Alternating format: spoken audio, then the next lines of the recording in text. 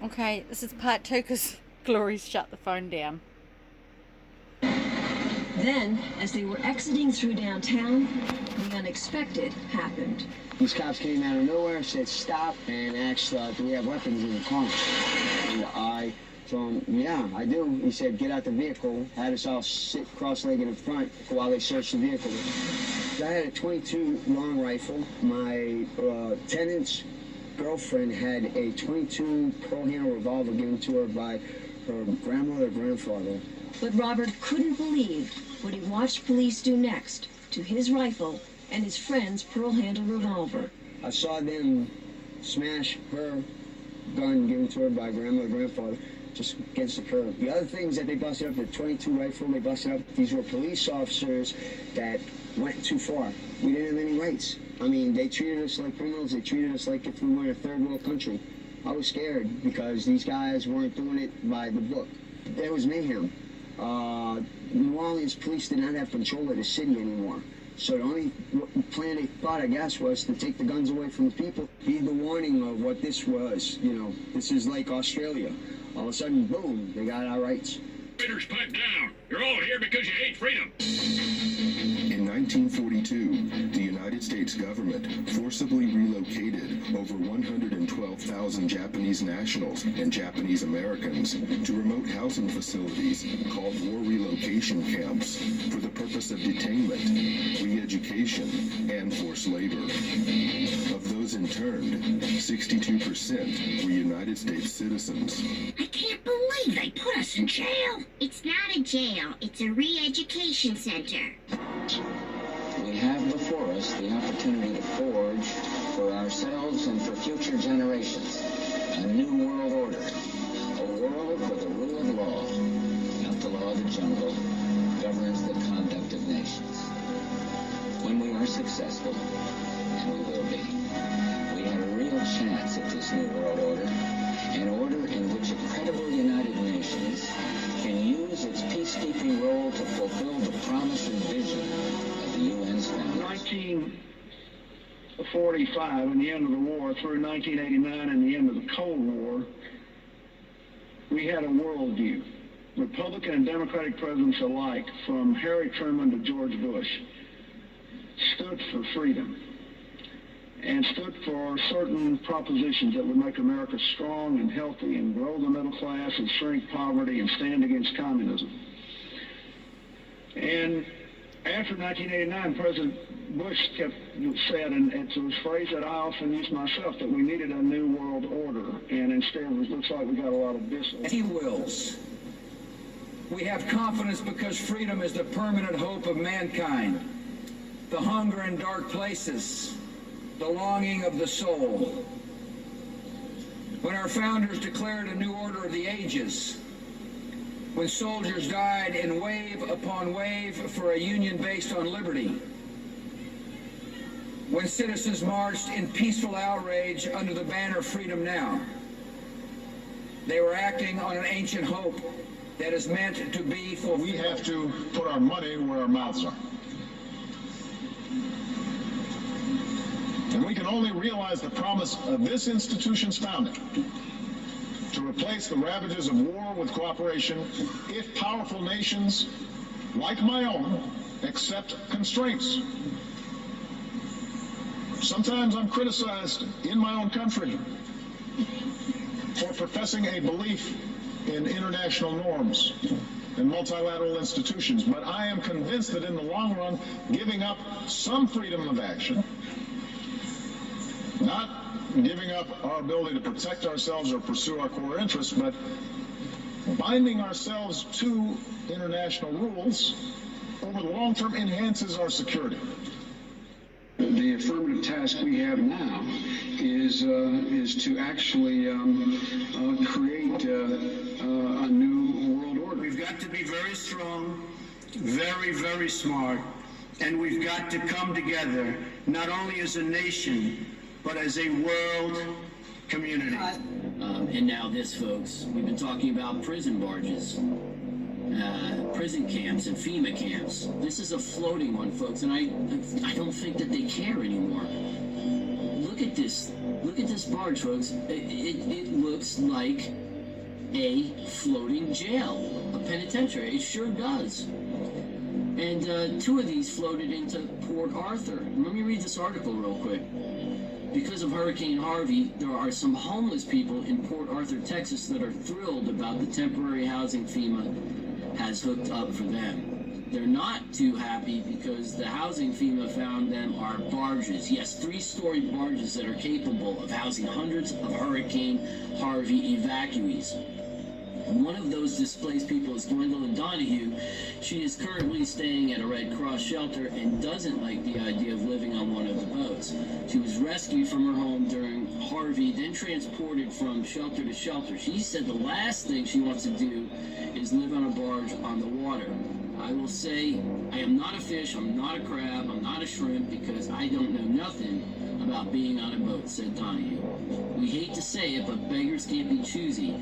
Yes, it's shitty and it sucks, but at least you have a roof over your head and it comes with 3 meals a day and satellite TV, even though the barges look like multi-story floating prisons. We've seen the introduction and enactment of some of the most dangerous legislation ever to be conceived by our elected officials, who have not forgotten who they serve, but only now reveal to the American people, through the fruit of their own actions, that our rights and our freedoms are secondary. The USA Patriot Act allows for American citizens to be picked up and incarcerated indefinitely without charges, and allows law enforcement to conduct warrantless and secret searches of Americans' property and possessions. The Military Commissions Act dissolved the cornerstone of our Constitution by removing the writ of habeas corpus, allowing the permanent imprisonment of enemy combatants, and disallowing petitions to the court to know why you've been locked up in the first place. Although never passed by the Senate, the Violent Radicalization and Homegrown Terrorism Prevention Act shows us the mindset of our leaders in Washington. If passed into law, the bill would make public demonstrations and protesting into an act of terrorism and label the organizers as thought criminals and potential homegrown terrorists. Now that the federal government has the authority to sneak, snatch, and lock up its own citizens, a new bill has been introduced by Congress that gives the feds a place to hold those outspoken dissenters and potential domestic terrorists. The National Emergency Centers Establishment Act, or H.R. 645, allocates military bases to be converted into FEMA emergency centers. It also mandates that these camps be built complete with public works, medical, and educational facilities, just like the Japanese internment camps of the 1940s. Lisa, that's not funny. You believe in the Bill of Rights. I don't know whether it's the lack of sleep, the sodium pentothal, or that it's the only cartoon I've seen in 2 months. But this is what I believe in. Be strong in the Lord and in His mighty power. Put on the full armor of God so that you can take your stand against the devil's schemes.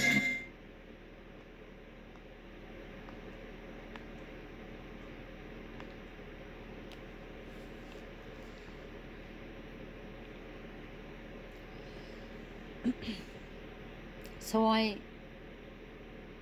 didn't watch that first. It's okay. It's okay. There is some stuff on that channel that I've hated the commentary. It's just been so off. You know, it doesn't come with the love of Christ, but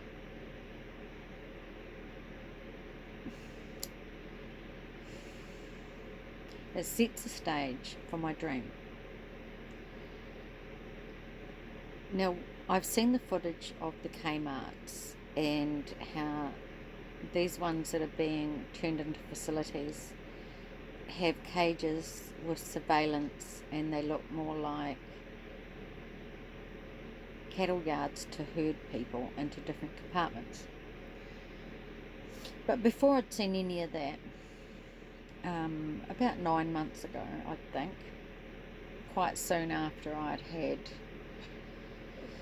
a few visions and dreams about the 3 days of darkness, I had this dream where, and I may have shared it, I'm in a warehouse. Now, in New Zealand, our equivalent, the big shopping warehouse venues we have is the Warehouse,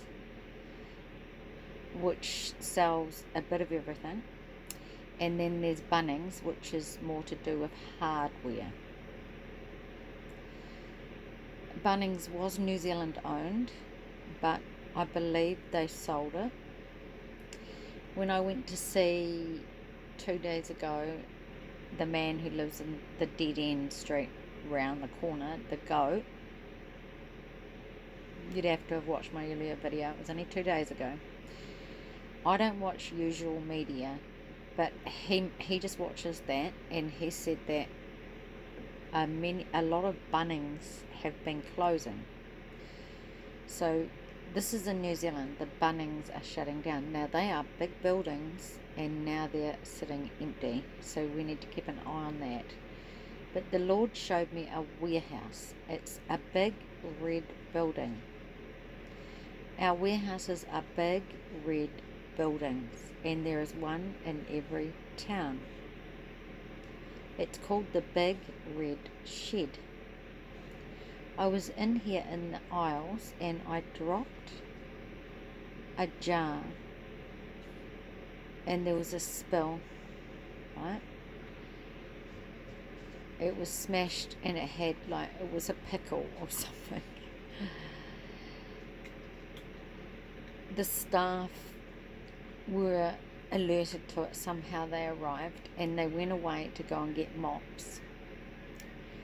While I was waiting for them, I don't know how I could see past the aisle that I was behind, but I could see, and this is where it relates to this 3 days of darkness, because they have a big glass, there was a big glass window behind where the tellers are, you know, where the payout areas. It was a huge long glass window, and I could see that it was dark, as really dark. There were no lights, there were no street lights, and it was during the day and it went suddenly dark. Then I saw the doors open and 3 men came in and they were wearing black military gear. They had torches in their hands and on their heads, and they were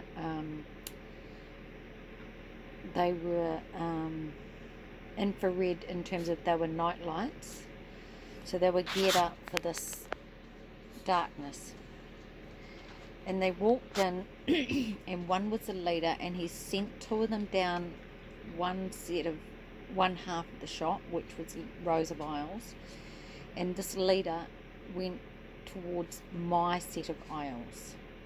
Now if you've watched a few movies like Jurassic Park, for instance, when you see them moving behind the aisles or obstacles so they can't be seen, that was really the feeling that I had, and that was what I was doing, because I knew this man was coming to get me. And then I woke up. Now, can I say one thing? Well, I will tell you that when I woke up, the Lord basically said that these red sheds, these warehouses, these will be places for containment in New Zealand. These will be where they take us. Now, when I was relating this whole dream to Jurassic Park, and I know this sounds random, but the Lord has been speaking to me about it. If you've seen Jonathan Clerk, how he breaks down the portrait of Obama, and it's a Tyrannosaurus Rex that is behind him. This is the serpent. This is the manifestation. Well, my husband Marty and his sister has children. One of the children, his name is Jess.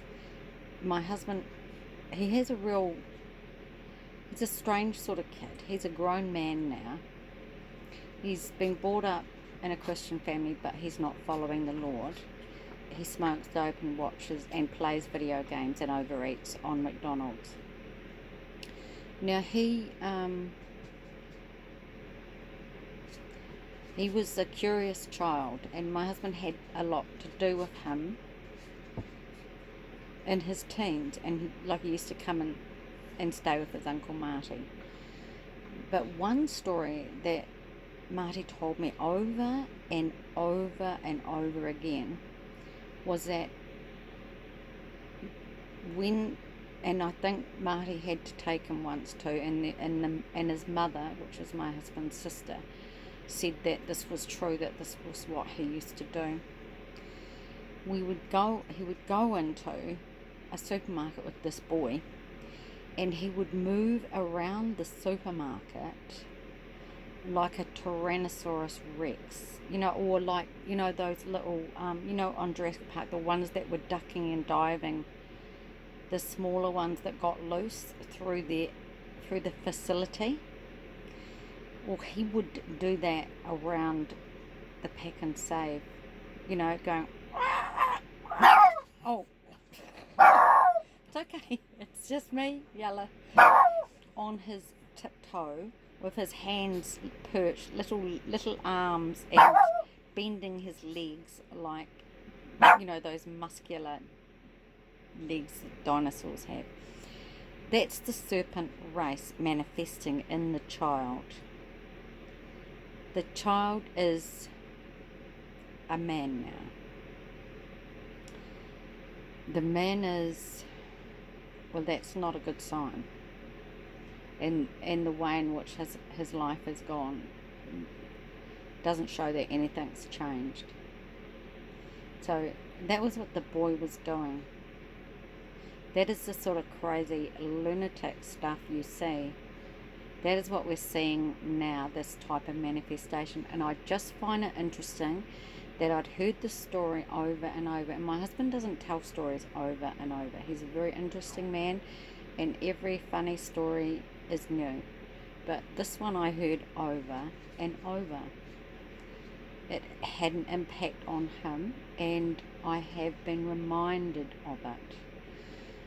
He was doing this through a large supermarket. Pack and Save is our large supermarket brand.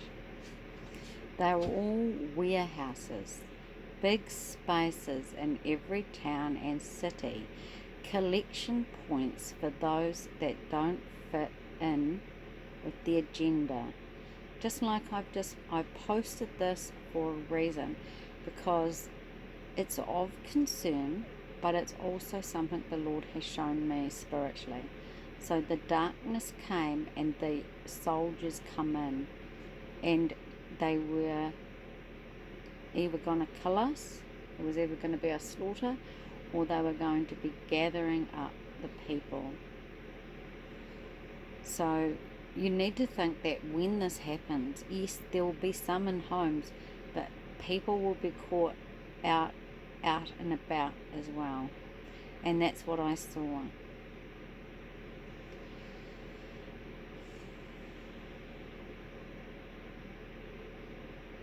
Was it 3 days of darkness? I don't know. It was black outside. It was black. It was an unnatural darkness.